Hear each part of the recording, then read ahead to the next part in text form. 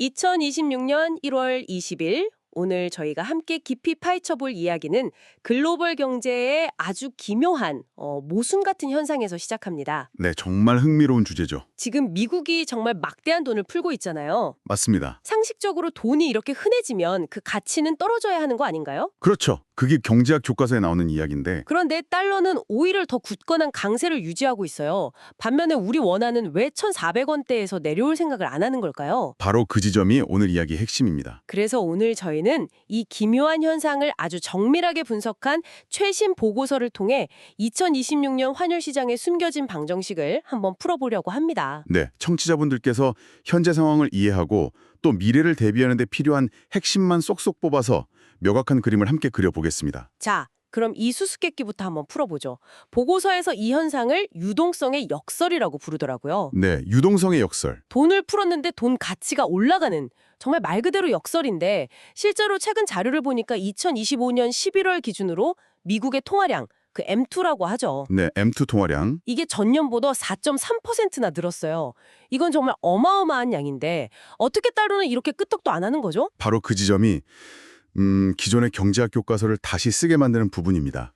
핵심은 보고서가 지적하듯이 유동성의 총량이 아니에요, 이제. 총량이 아니면요? 그 돈의 흐름과 질로 관심이 옮겨갔다는 거예요. 수도꼭지를 틀어서 물을 얼마나 많이 쏟아내느냐가 아니라 그 물이 전부 어디로 흘러들어가는지가 훨씬 더 중요해진 거죠. 아, 돈의 방향성이군요. 그리고 그 돈의 흐름을 설명하는 키워드가 바로 미국 예외주의입니다. US exceptionalism. 잠시만요. 미국 예외주의예요? 그건 보통 정치나 국제관계에서 미국은 좀 특별하다 이런 걸 강조할 때 쓰던 용어 아니었나요? 맞습니다. 그렇게 알고 계시죠? 근데 경제, 특히 환율에까지 이 개념이 적용된다는 건데 이게 지금 상황을 설명하는 핵심 열쇠라는 말씀이시죠? 네, 더 이상 정치만의 이야기가 아닙니다. 지금 전 세계의 자금이 마치 블랙홀처럼 다시 미국으로 빨려 들어가는 자금의 회귀, 즉 리플럭스 현상이 나타나고 있거든요. 왜죠? 왜 하필 미국으로 다시 돌아가는 거죠? 이유는 아주 명확합니다. 압도적인 성장률 격차 때문이죠. 최근 IMF가 내놓은 2026년 전망치를 보면요.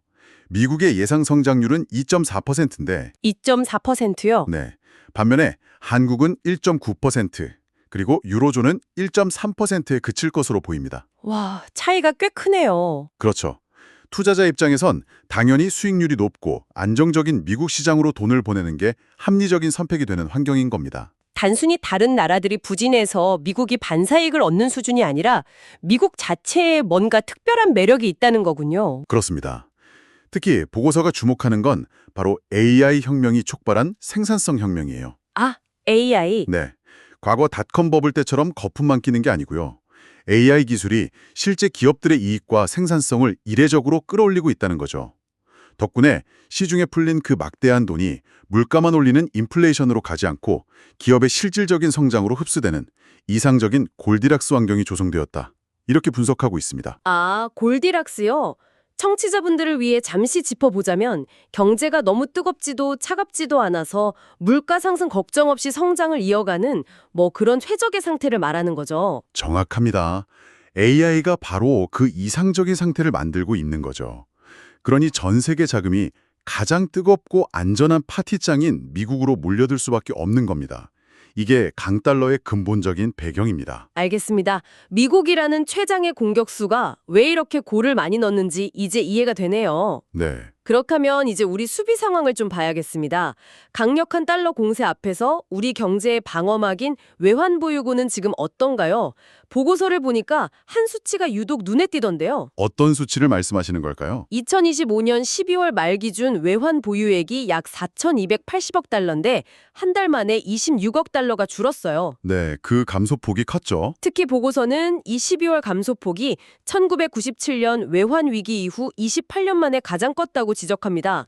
이건 그냥 단순한 수치 변동이 아니라 뭔가 경고 신호로 봐야 하는 거 아닌가요? 네, 그 수치가 주는 무게감이 분명히 있습니다.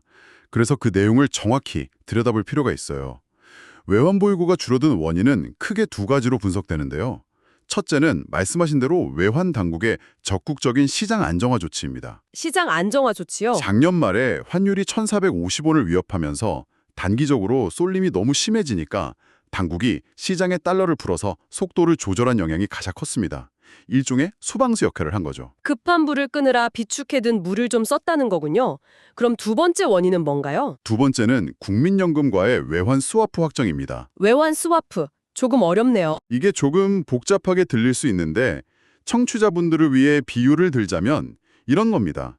국민연금이라는 거대한 투자자가 해외 주식을 사려고 동네 환전소, 즉 외환시장에 가서 달러를 대량으로 바꾸면 환율이 막 급등하겠죠. 네, 그렇죠. 이걸 막기 위해서 한국은행이라는 중앙은행이 국민연금에게만 시장에 가지 말고 내가 가진 달러를 우선 빌려줄게 라며 일종의 외화 마이너스 통장을 터준 거라고 보시면 됩니다. 그 한도를 최근에 650억 달러까지 늘렸고요. 아, 시장에 충격을 주지 않으려는 조치였군요.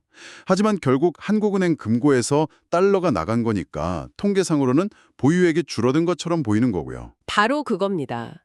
그래서 결론부터 말씀드리면 국가 부도 같은 위기를 걱정할 단계는 전혀 아닙니다. 아, 그건 아니군요. 다행이네요. 네, 현재 보유액은 여전히 세계 2위 규모로 충분한 수준이에요.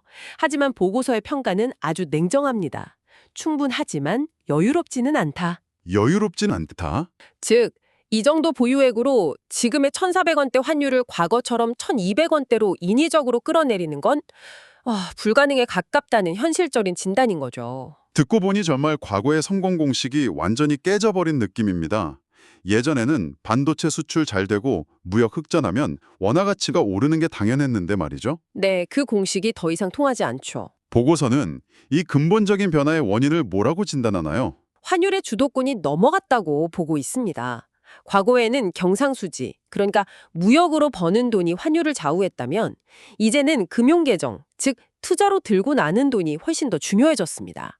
그리고 지금은 안타깝게도 무역 흑자로 버는 돈보다 투자로 빠져나가는 돈이 더 많은 구도가 고착화되고 있는 겁니다. 투자로 돈이 빠져나간다. 구체적으로 누가 왜 돈을 밖으로 가져가는 거죠? 보고서는 두 개의 큰 물줄기를 지목합니다. 첫 번째는 개인 투자자, 바로 서학개미입니다. 아, 서학개미. 올해 초부터 벌써 20억 달러어치 해외 주식을 순매수했다고 하는데요. 이분들의 투자 패턴이 완전히 바뀌었습니다. 어떻게 바뀌었나요? 과거에는 환율이 오르면 이때다 하고 달러 자산을 파놔서 환차익을 생겼거든요. 그런데 지금은 원화 약세 자체를 일종의 상수로 받아들입니다. 아, 원화는 어차피 약세일 것이다 라고 전제하고 투자를 한다는 거군요. 그건 정말 큰 심리적 변화인데요. 엄청난 변화죠. 이제는 환차익과 주가 상승 두 마리 토끼를 다 잡겠다면서 달러 자산을 계속 보유하거나 오히려 늘리는 패턴을 보입니다. 원화 약세를 방어 수단이 아니라 공격적인 투자 기회로 활용하는 겁니다. 개인들의 움직임도 놀랍지만 사실 더 큰 돈을 움직이는 건 기업들이잖아요. 그렇죠. 기업들은 해외에서 돈을 벌어오는데도 왜 국내에 달러 공급이 늘지 않는 건지 이게 상식적으로 잘 이해가 안 됩니다. 번 돈은 본국으로 가져오는 게 당연한 것 아니었나요? 그 당연한 공식이 깨진 게 바로 두 번째 물줄기입니다.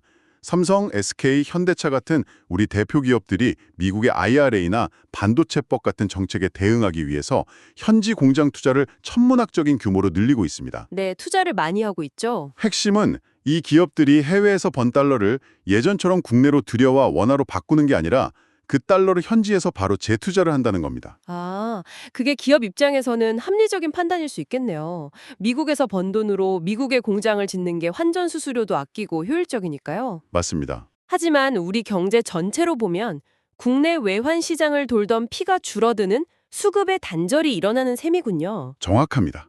무역 흑자라는 지표는 찍히는데 정작 그 달러가 국내 시장에 공급되지 않는 구조적인 문제가 발생한 겁니다. 와, 얘기를 종합해보면 개인과 기업 모두 구조적으로 달러를 해외로 보내고 있으니 상황이 다소 암울하게 느껴지네요. 네, 그럴 수 있죠. 그런데 보고서는 이런 흐름을 단번에 뒤바꿀 수 있는 강력한 게임 체인저가 기다리고 있다고 말합니다.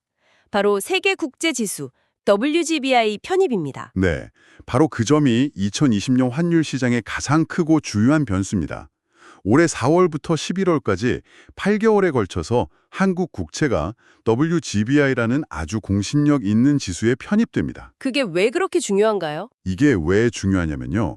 이 지수를 투자 기준으로 삼는 전 세계의 거대한 연기금, 국부펀드 같은 패시브 자금들이 이제 기계적으로 의무적으로 한국 국채를 사야만 하기 때문입니다. 아, 의무적으로요? 네, 한국 국채를 사려면 어떻게 해야 할까요? 당연히 달러를 팔고 원화를 사야겠죠? 기계적으로 원화를 사야만 하는 거부할 수 없는 수요가 생긴다는 거군요. 그 규모가 어느 정도나 됩니까? 보고서가 추산한 규모가 정말 엄청납니다. 총 유입될 자금이 약 560억 달러에서 670억 달러. 우리 돈으로 환산하면 약 75조에서 90조 원에 달합니다. 90조요? 네. 이걸 8개월로 나누면 매달 평균 70억에서 84억 달러의 달러가 시장에 꾸준히 공급되는 셈이에요. 매달 70억 달러 이상이요? 그게 어느 정도 규모인지 감이 잘 안 오는데요. 우리나라가 한 달 내내 열심히 수출해서 벌어들이는 경상수지 흑자가 보통 50억에서 60억 달러 수준입니다. 아, 그걸 훌쩍 뛰어넘는 막대한 달러 공급이 매달 시장에 쏟아져 들어온다고 생각하시면 됩니다. 바로 이 자금이 앞서 말한 구조적인 자본 유출 압력을 일시적으로나마 강력하게 상쇄시키고 원화 가치를 끌어올리는 압력으로 작용할 핵심 변수인 겁니다. 90조 원에 달하는 자금이 들어온다는 건 정말 엄청나네요. 하지만 이런 예측이 늘 그렇듯 너무 장밋빛 전망은 아닐까요? 이 패시브 자금 유입 효과를 상쇄할 만한 다른 리스크는 없다고 보나요? 아주 중요한 지적입니다. 예를 들어 갑자기 미국 금리가 다시 요동친다거나 하는 변수 말입니다. 당연히 리스크는 존재합니다. 하지만 이 WGBI 자금의 성격이 조금 달라요. 일반적인 투자 자금, 그러니까 액티브 펀드는 시장 분위기에 따라 썰물처럼 빠져나가지만 이 지수를 추종하는 패시브 자금은 지수 편입 비중에 따라 기계적으로 움직입니다. 아, 나움대로 뺄 수가 없군요. 네, 시장이 불안하다고 해서 마음대로 한국 비중을 줄일 수가 없어요. 그래서 일반 자금보다 훨씬 끈끈한 스티키한 성격을 가집니다. 물론 거대한 외부 충격이 오면 그 효과가 일부 상쇄될 수는 있겠지만 기본적인 달러 공급원으로서의 역할은 매우 강력할 것으로 보고 있습니다. 자, 그럼 이제 모든 조각들을 맞춰보죠. 미국의 독주, 구조적인 자본 유출, 그리고 WGBI라는 구원투수 등판까지. 네, 복잡하죠? 이 모든 걸 종합해서 보고서가 그리는 2026년 환율 시나리오는 어떤 모습입니까? 보고서는 올해 환율 흐름을 뚜렷한 3단계 시나리오로 제시하고 있습니다. 첫 번째 단계는 바로 지금부터 3월까지 고환율의 뉴노멀이 지속되는 시기입니다. 예상 범위는 1,450원에서 1,480원 사이로 보고 있고요. 지금 수준이 계속되는 거네요. 네, 특히 연초에는 외국인 투자자들이 받은 배당금을 본국으로 보내려는 달러 수요가 몰리면서 일시적으로 1,500원을 터치할 가능성도 열어두어야 한다고 분석합니다. 1,500원이요. 그러니까 1분기까지는 해외여행 계획이 있거나 유학 자금을 보내야 하는 분들에게는 상당히 힘든 시기가 계속된다는 거군요. 그렇다고 볼 수 있죠. 그럼 이 답답한 흐름의 변곡점은 언제쯤 오나요? 그 변곡점이 바로 2단계 4월부터 6월입니다.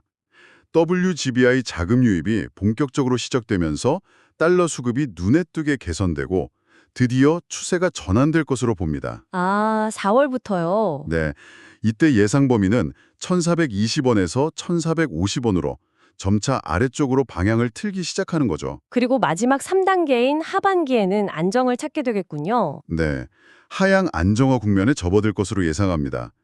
WGBI 자금이 꾸준히 들어오는 가운데 하반기 주력 수출 품목인 반도체 업황 개선까지 맞물리면서 1,380원에서 1,420원 사이에서 움직일 것으로 분석합니다. 전형적인 상고하저 흐름이네요. 맞습니다. 그렇군요.